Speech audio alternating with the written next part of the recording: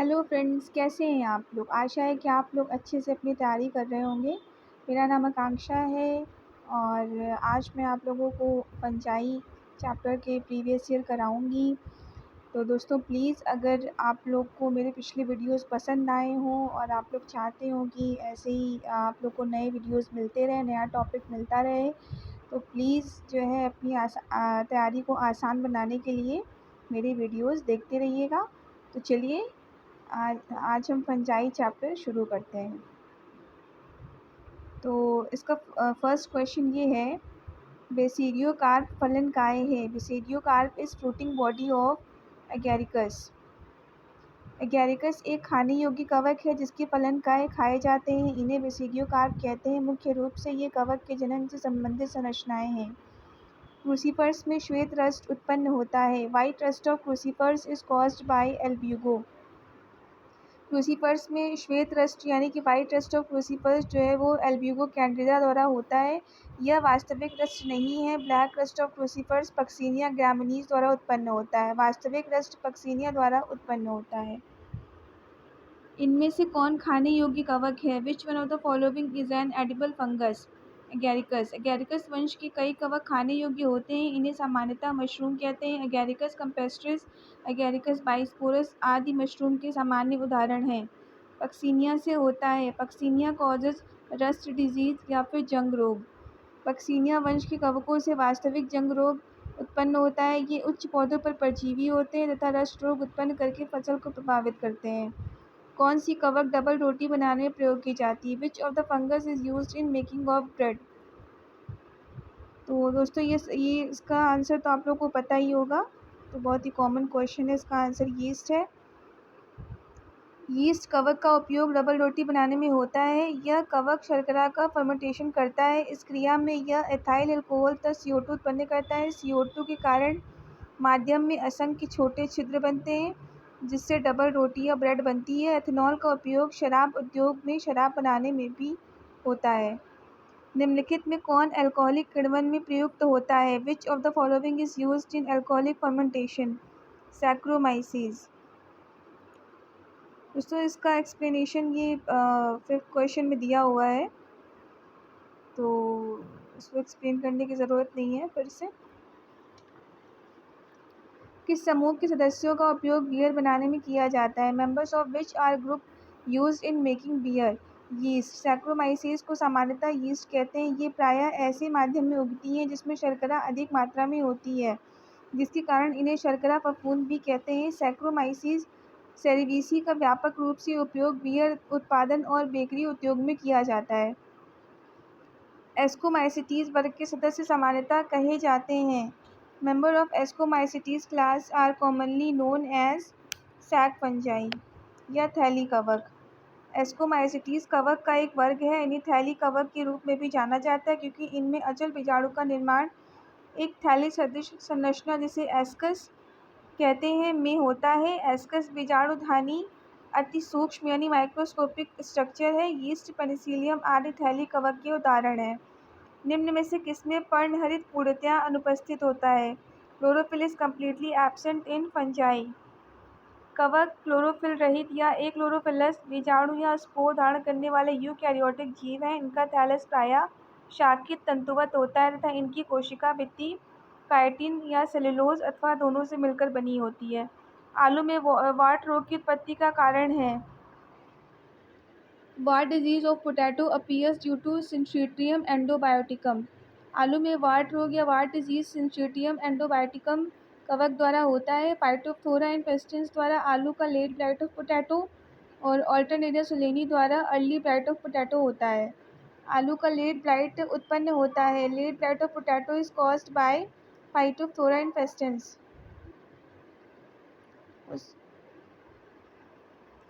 निम्नलिखित में से किससे अर्ली ब्लाइट ऑफ पोटैटो होता है। Early blight of potato is caused by which of the following. Alternaria solani. विषम जालिकता सर्वप्रथम किस कवक में ज्ञात हुई। Heterothallism was discovered in Mucor.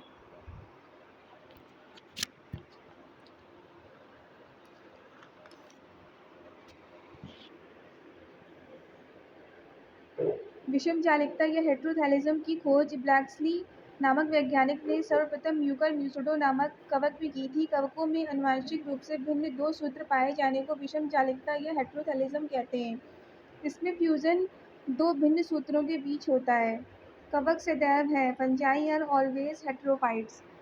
कवक परपोषी या हेटेरोफाइट्स होते हैं, ये कभी भी स्वपोषी नहीं होते। विविध पोषी या हेटेरोफाइट्स जो होते हैं वो कई प्रकार के हो सकते हैं, जैसे कि सैप्रोफिटिक यानी मितोपजीवी, पैरासिटिक यानी कि परजीवी। चूंकि मितोपजीवी परजीवी विविध पोषी यानी कि हेटेरोफाइट्स के अंतर्गत आते हैं, इसीलिए इसका सही उत्तर ए है।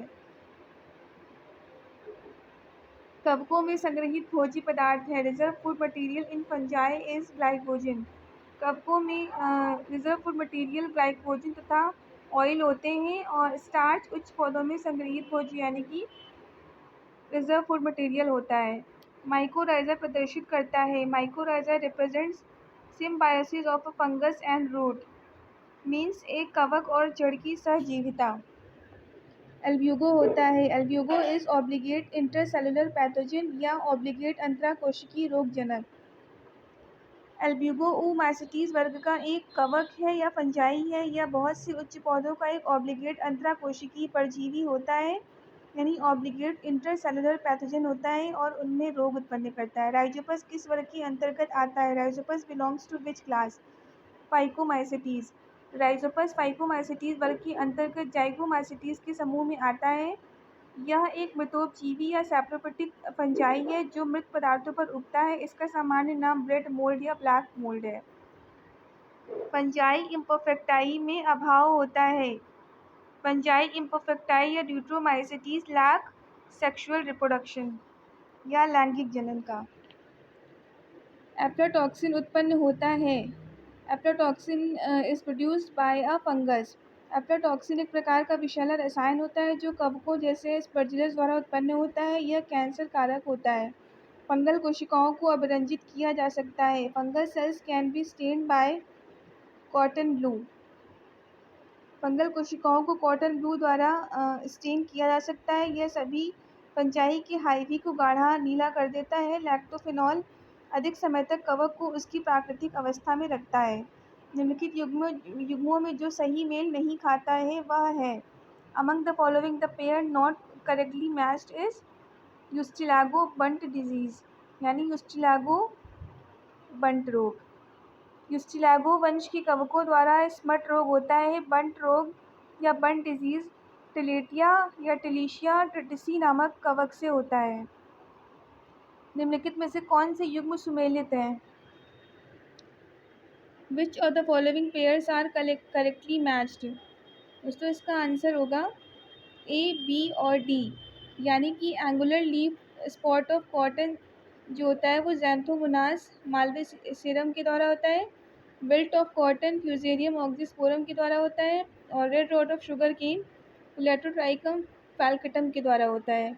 इसमें केवल सी रॉन्ग है, यानी कि leaf spot of cotton Alternaria लिनी के द्वारा नहीं होता है।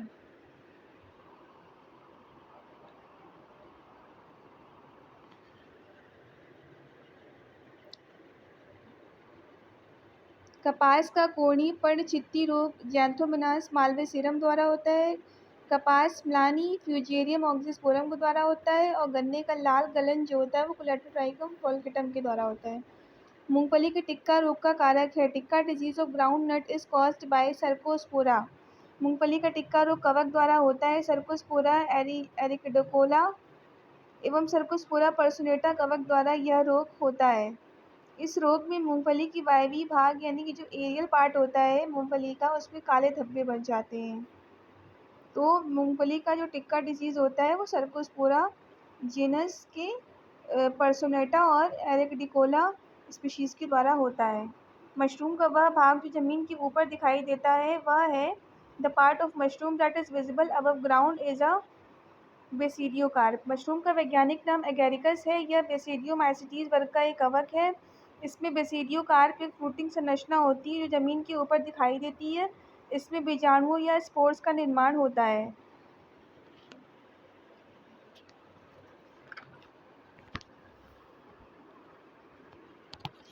पादप रोगों के जैविक नियंत्रण में निम्न में से कौन सा एक कवक उपयोगी पाया गया? Which one of the following fungi has been found useful in the biological control of plant diseases? Trichoderma viride. Trichoderma viride soil में पाया जाने वाला एक कवक है। इसका उपयोग दूसरे कवकों द्वारा होने वाले पादप रोगों के जैविक नियंत्रण यानी बायोलॉजिकल कंट्रोल के लिए होता है, क्योंकि यह एलोकेमिकल्स स्रावित करता है। निम्न में से कौन सी एस्परजिलस की पूर्ण अवस्था है? Which of the following is a perfect stage of Aspergillus? Emericella. Aspergillus की पूर्ण अवस्था का नाम एमेरिसेला है। यह फंजाई एस्परजिलोसिस नामक रोग उत्पन्न करता है। निम्न में कौन सा जलीय कवक है? Which of the following is an aquatic fungus? सैप्रोलेग्निया।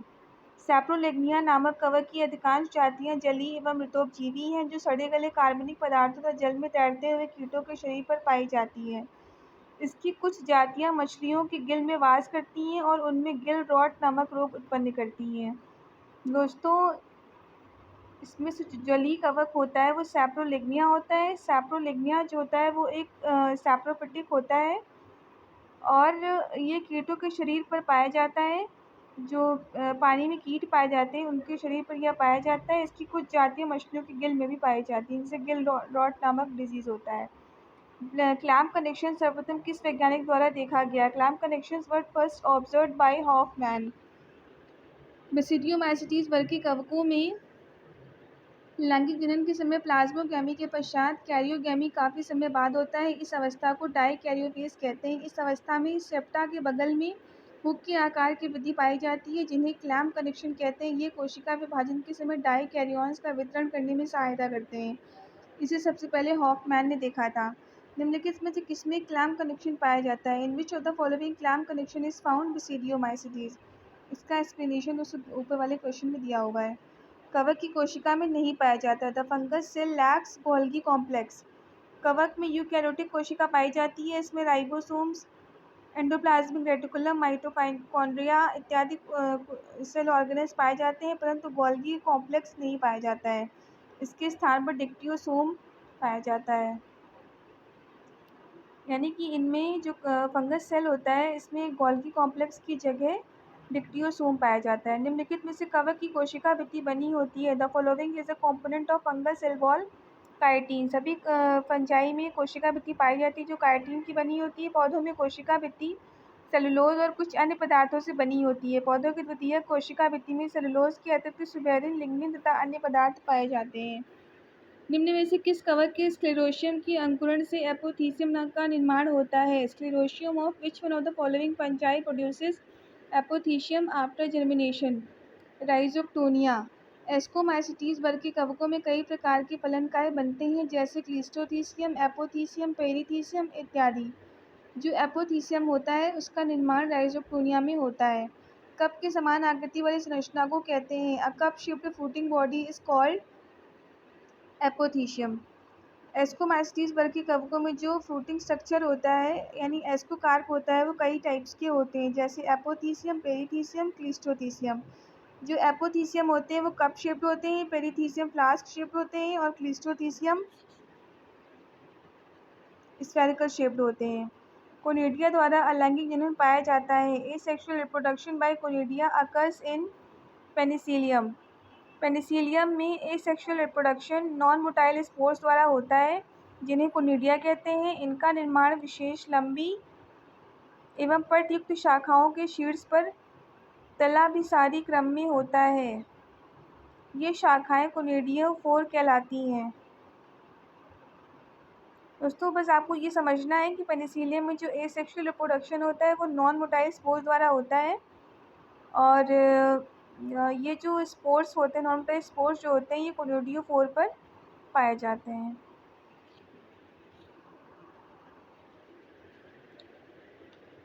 म्यूरिफॉर्म conidia पाए जाते हैं। Muriform conidia are found in alternaria. Muriform conidia बहुकोशिकीय कोनिडिया होते हैं जो अनुप्रस्थ एवं अनुदैर्ध्य दोनों प्रकार के विभाजन के फलस्वरूप पट के निर्माण से बनते हैं। ऑल्टरनेरिया कवक में म्यूरिफॉर्म कोनिडिया पाई जाती है।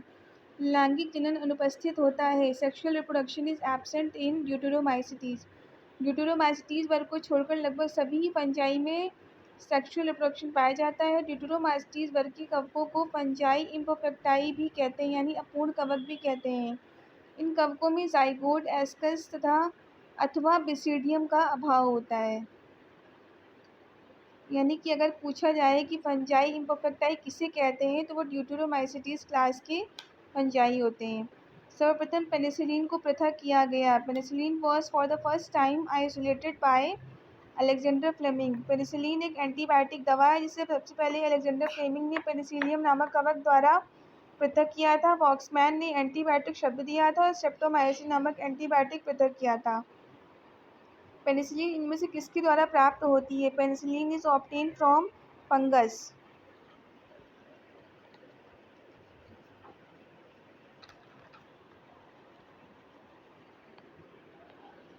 मटर में डाउनी मिल्ड्यू रोग में पीले भूरे बिखरे हुए धब्बे दिखाई देते हैं। In downy mildew of pea yellow to brown scattered patches of discoloured areas appear on upper surface of the leaflets and stipules.